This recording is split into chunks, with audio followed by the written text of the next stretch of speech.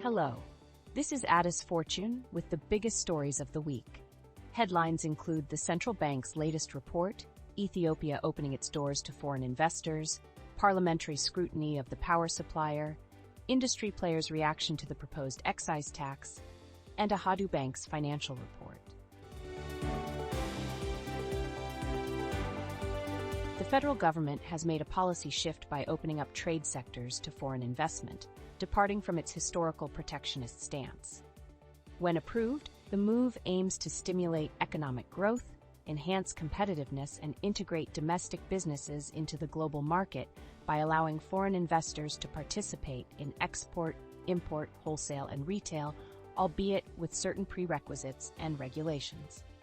Under the new rules, foreign investors can engage in trading key commodities like raw coffee, oilseeds, pulses, and livestock, subject to specific conditions and financial commitments. Officials aim to facilitate compliance, issuance of permits, and monitoring of these new provisions through agencies like the Ethiopian Investment Commission and the Ministry of Trade and Regional Integration. While met with cautious optimism by local businesses, concerns remain about foreign dominance, currency regulations, and the need for accompanying reforms to boost productivity and ensure a level playing field. However, proponents believe that competition can drive quality improvements, while partnerships between local businesses and international investors can lead to mutual benefits and innovation.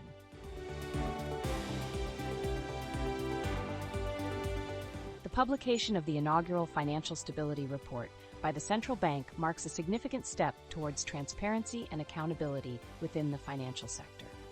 The report offers a comprehensive analysis of the country's economic and financial landscape, shedding light on both strengths and vulnerabilities.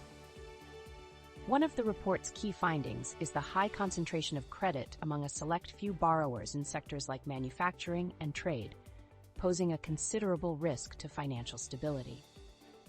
The top 10 borrowers hold a significant portion of total loans, raising concerns about the potential systemic impact if one or more of these borrowers were to default. The report highlights liquidity risks within the banking sector, with several banks struggling to meet minimum regulatory liquidity requirements. The hypothetical scenario of simultaneous withdrawal by the largest depositors underscores the delicate balance banks must maintain between liquid assets and depositor demands. Operational risks, including fraud and forgeries, have also escalated, further challenging the sector's stability. Recent incidents such as unauthorized withdrawals and robberies highlight vulnerabilities that require immediate attention. Stay tuned. We will be back after the ad.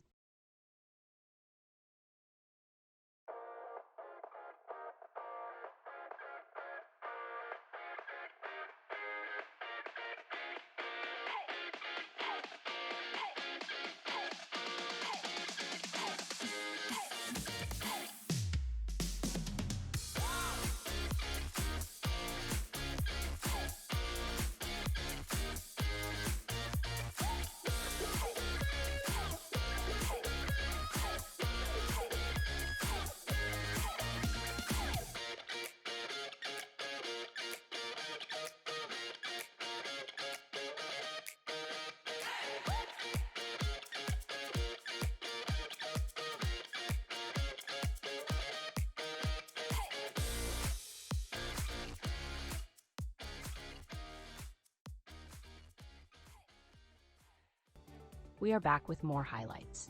A proposed excise tax stamp system has sparked controversy among industry leaders in the alcohol, tobacco, beer brewery, and water bottling sectors. While Ministry of Finance officials advocate for the system as a tool against counterfeiting and a means to increase tax revenue, representatives raise concerns about added costs, information leaks, and disruptions to production. At a recent public discussion hosted by the ministry, stakeholders debated the merits and challenges of the proposed system.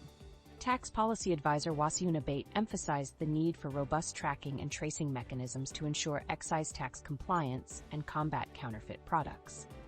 The proposed tax stamps, with a lineage spanning over 350 years across 80 nations, are seen as a potential solution to illicit trade. However, challenges persist, with the excise tax decree falling short of revenue targets in recent years. Industry representatives expressed apprehensions about increased costs and operational challenges, particularly regarding reporting requirements and monopolistic control by stamp suppliers. While the tobacco industry welcomed the proposed stamps to combat contraband, the bottled water sector objected, citing financial burdens and unresolved issues regarding the legitimacy of the excise tax. Ethiopian Electric Power faces intense scrutiny following a damning performance audit prompting parliamentary demands for swift action. The audit unearthed systemic failures, including poor record-keeping, equipment mishandling, and project delays. Ethiopian Electric Utility operated without approved directives, raising concerns about oversight and project execution.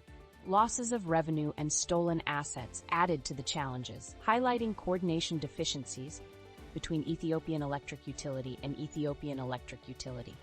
Parliament demanded accountability and an action plan within 30 days. Ethiopian Electric Utility's CEO defended the organization's overall performance, emphasizing efforts to rectify deficiencies. However, the committee stressed the need for principled relationships and comprehensive governance reforms. Ethiopian Electric Utility's financial strain, accounting for a major portion of corporate debt, underscores broader economic challenges. Strategic initiatives aim to address financial woes through revised tariff rates and revenue diversification, but committee members remain skeptical, urging deeper scrutiny and community engagement to safeguard assets and modernize service delivery.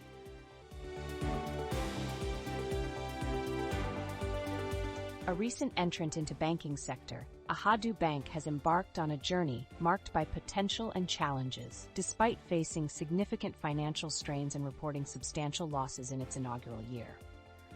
Ahadu launched operations in June 2022, has rapidly expanded, establishing 75 branches where 667 employees were deployed in its inaugural phase.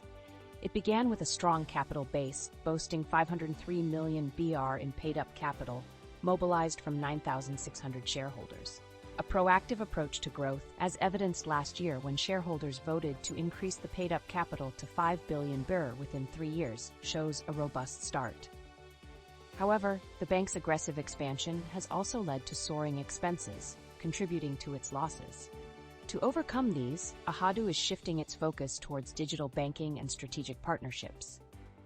By leveraging technology and collaborating with fintech companies, the bank aims to enhance operational efficiency and attract a tech-savvy customer base. While the banking industry as a whole has experienced robust growth in loans and deposits, regulatory constraints such as loan growth caps have limited revenue opportunities for banks like Ahadu.